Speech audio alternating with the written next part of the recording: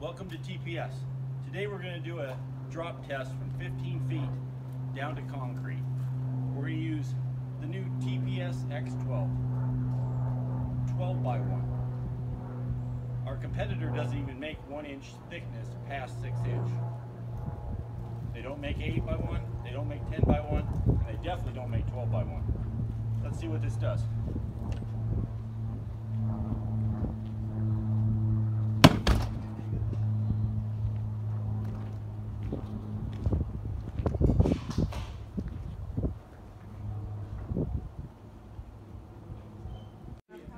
In our quest to find the world's strongest Type 1 custom silicone pipe insulation, we've come to the world's strongest wall.